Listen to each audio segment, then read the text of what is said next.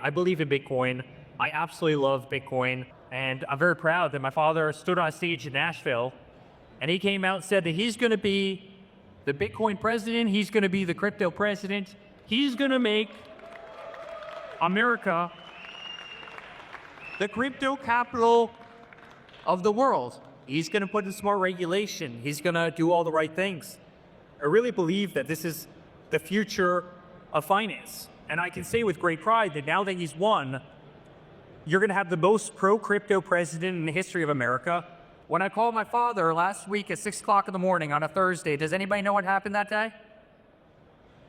We hit 100,000. We hit 100,000. And a bunch of the people in this room were blowing me up. They were sending me tweets, and I called my father up and I go, "Pops, we just reached the moment that everybody was waiting for." Bitcoin hit 100,000. In true Trump fashion, about 15 seconds later, a tweet popped up. It was, "Bitcoiners, congratulations, 100,000. You're welcome. Together, we are going to make America great again." Think about a president who isn't going to allow Bitcoin and cryptocurrencies to be overregulated and stifled by high taxes. Somebody who will fight like hell against those institutions who have waged war on cryptocurrency. A person who pledged to add crypto to the United States Treasury. A person who pledged to make crypto tax-free. I mean, think about all these incredible things. A person who's pledged to fire Gary Gensler. Does anybody like Gary Gensler in here? Gary Gensler waged war against an industry that we all love, and everybody knows it. And instead, appoint Paul Atkins, who is an unbelievable ally to this incredible industry. I truly believe that this is the beginning of a financial revolution, not just in America, but truly around the world. As a guy who runs a big real estate company, I think about how I want to safeguard treasury in our company, how I want to invest, how I want to hedge risk, how I want to transfer funds, how I want to pay vendors, right? How I want to collect funds from tenants and people who pay rent and the people who stay at our hotels. It's a shift in how companies like ours receive money. I can tell you, a lot of eyes were opened when Bitcoin hit 100,000. And I can tell you a hell of a lot more eyes are going to be opened when Bitcoin hits 1 million. And I'm confident it's going to hit 1 million. I have a close friend. He's smart as hell. In fact, there's a friend backstage who's doing very well. And 6 months ago, he was coming up to me, "Bitcoin is funny money. Crypto is funny money." And I would invest in treasuries. I would invest in ETFs. No, that's how I would invest. And I laughed at him. And every chance I have a chance to remind him, I go, how's your portfolio doing right now? I mean, how's that one working out for you? Coincidentally, the bank that he works for is one of the big 5 banks in the world. They just created a crypto desk. And they're putting hundreds of billions of dollars into cryptos. They're inventing ETFs every single day. Guys, people are slow to adapt to new technologies. And so I know all of you are thinking, Eric, you're from a real estate family. You spent your entire life in real estate, concrete, drywall. Why? You love hard assets. Your family's built monumental wealth, through real estate. You've developed the tallest buildings, in the world. I mean, our concrete buildings, I built Trump Chicago. It was the 7th tallest building in the world when I built it. Our concrete pumps went from Trump Chicago to the Burj Khalifa, and that built that building. I mean, we built the biggest buildings anywhere on earth. We run the best hotels. We run the best golf courses, right? From everywhere from Fifth Avenue to South America, the Middle East, Scotland, Ireland. For our family, real estate's always been the bedrock of wealth creation. It's tangible, it's physical, we love it, you can see it, you can feel it, it has energy.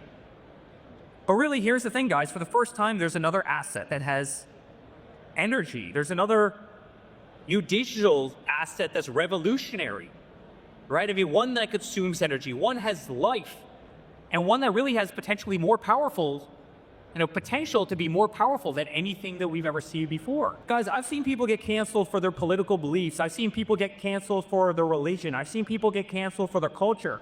I've seen the institutions once trusted around the world, the JP Morgan Chases, the Bank of Americas, the TDs, the biggest banks in the world. And this just isn't in America, this is around the world. I've seen them become total tools of political power and influence.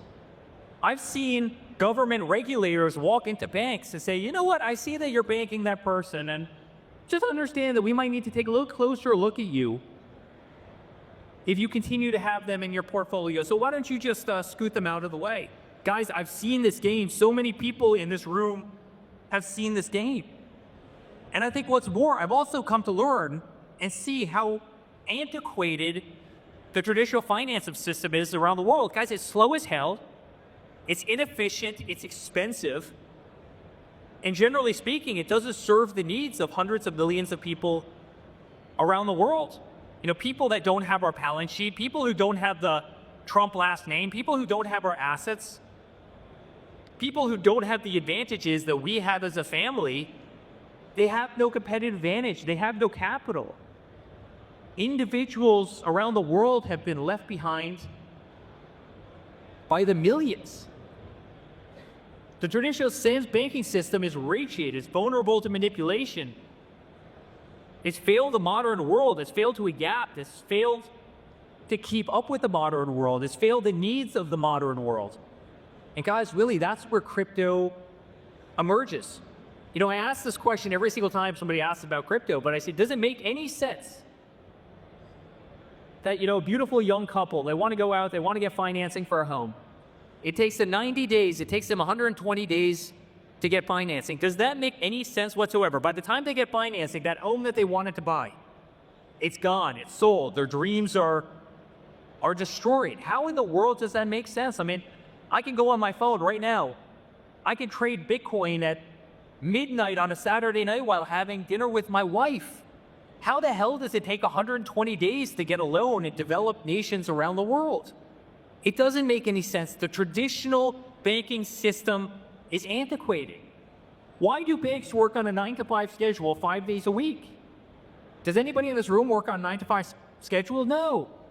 Bitcoin's not just an investment. It's a global asset. It's a store of values, hedge against inflation. It's a hedge against political turmoil, political instability, acts of gods, hurricanes, fires, floods, tornadoes. Guys, that's what makes it so powerful.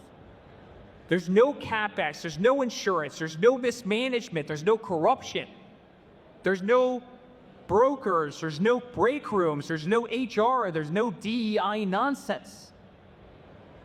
There's no need for tens of thousands of bankers and massive skyscrapers all over the world pushing credit applications and antiquated paperwork, you know, charging exorbitant fees. There is nothing that's done in those buildings that can't be done better on blockchain. You know, I've known Michael Saylor for 20 years. I mean, and by the way, if you want to talk about a great champion for this industry, is Michael Saylor. That guy deserves all the credit in the world. There's very few people who are smarter, and there are very few people who are better cheerleaders for an industry that clearly he believes in. He's a national treasure to the United States, and frankly, he's a national treasure to this world. I think I even said to Michael Saylor in the early years, Michael, I don't get this stuff. I mean, I know you love Bitcoin. I don't get it. If I can't feel it, if I can't see it, it's really not for me. But now more than ever before, now after everything I witnessed, having maybe the greatest look behind the curtains of anybody on earth into what the systems truly are, how the systems are manipulated, Bitcoin is actually proving to be the greatest complement to the hard assets our family loves so much. That scarcity, that hard limit, it makes it incredibly valuable, especially as these assets are being purchased in the billions. That's why you see the price skyrocket the way it is. But unlike real estate, Bitcoin's not tied to geography. It's global. It's instantly liquid. You know, try selling this convention center to a REIT right now. You know, I'll see you in 2 years. Try going out and selling a big office building. You know, it will take you 18 months to do. At the end of it, you're going to want to shoot yourself in frustration. I truly believe in the coming decades that this is going to become the cornerstone of the modern global financial system. It'll be used to safeguard your wealth. And make no mistake about it, guys, we as a family, and my father in office, we're going to lead the charge doing this. We're going to lead the charge in every single way. So my ending message to everybody here is really congratulations Bitcoin. Congratulations. Congratulations to all of you. Congratulations to all the people who have made a fortune off of this technology because you saw it early. Our best days are ahead.